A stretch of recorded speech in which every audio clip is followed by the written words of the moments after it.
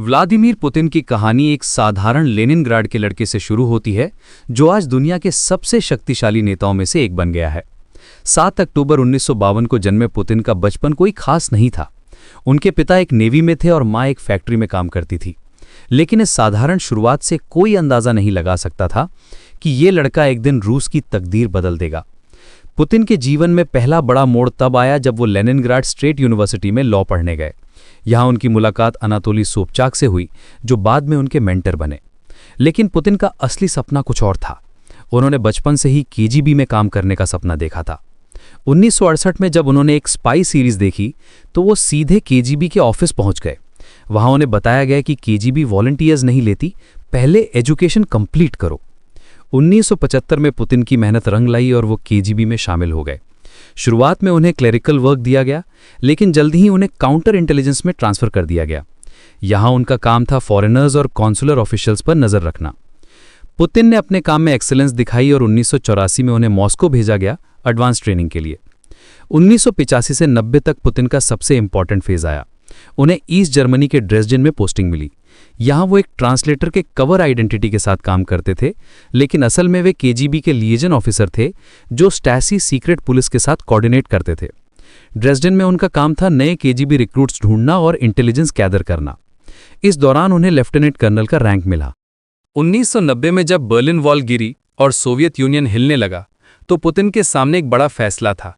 1991 में जब सोवियत कू अटेम्प्ट हुआ तो पुतिन ने तुरंत अपना साइड चूज किया। उन्होंने केजीबी से रिजाइन कर दिया और कहा कि वे इस नई व्यवस्था का हिस्सा नहीं बनना चाहते। वापस सेंट पीटर्सबर्ग आकर पुतिन ने अपने पुराने प्रोफेसर एनाटोली सोबचाक के साथ काम शुरू किया जो अब मेयर बन गए थे। यहां पुतिन ने इंटरनेशनल अफेयर्स का काम संभाला। कुछ रिपोर्ट्स के मुताबिक इस दौरान उन्होंने एक्स्ट्रा इनकम के लिए टैक्सी भी चलाई। ये पीरियड उनके लिए बहुत चैलेंजिंग था क्योंकि पूरा रशिया इकोनॉमिक क्राइसिस से गुजर रहा था। 1996 में पुतिन का जीवन फिर से बदला जब वे मॉस्को गए और प्रेसिडेंट बोरिस येल्त्सिन के एडमिनिस्ट्रेशन में शामिल हुए। यहां उन्होंने पावेल बोरोदिन के डेप्यूटी के रूप में काम किया। पुतिन की एफिशिएंसी और लॉयल्टी देखकर येल्त्सिन इंप्रेस हुए।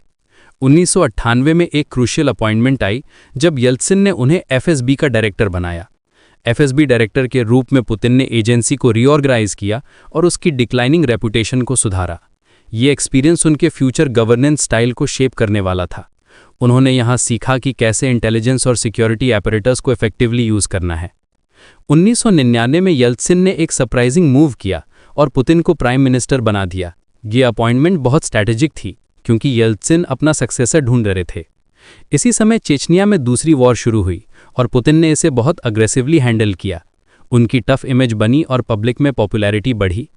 दिसंबर 1999 में येल्त्सिन ने अचानक रिजाइन कर दिया और पुतिन एक्टिंग प्रेसिडेंट बन गए। मार्च 2000 में हुए इलेक्शंस में पुतिन ने 53% वोट्स पाकर जीत हासिल की। ये रशिया में first democratic transfer of power था, हालांकि ये केयरफुली मैनेज्ड था। प्रेसिडेंट बनने के बाद पुतिन ने रशिया को ट्रांसफॉर्म करना शुरू किया। उन्होंने रीजनल एलीट्स की पावर को कंट्रोल किया, ओलिगार्क्स के इन्फ्लुएंस को कम किया और सेंट्रल अथॉरिटी को स्ट्रेंथन किया। उनके इकोनॉमिक रिफॉर्म्स जैसे फ्लैट इनकम टैक्स और बिजनेस फ्रेंडली पॉलिसीज ने इकोनॉमी को बूस्ट दिया। 1998 में 60% इंडस्ट्रियल टर्नओवर बार्टर सिस्टम पर बेस्ड था, जिसे पुतिन ने खत्म किया। आज 2026 में पुतिन की जर्नी देखते हैं तो ये क्लियर है कि एक केजीबी ऑफिसर से वर्ल्ड लीडर बनने का ये ट्रांसफॉर्मेशन केवल लक नहीं था। ये स्ट्रेटेजिक थिंकिंग, पॉलिटिकल एक्यूमन और सर्कमस्टेंसेस को ग्रैब करने की एबिलिटी का रिजल्ट था। पुतिन ने हर स्टेप पर अपनी पोजीशन को केयरफुली बिल्ड किया और रशिया की पॉलिटिकल लैंडस्केप को परमानेंटली चेंज कर दिया।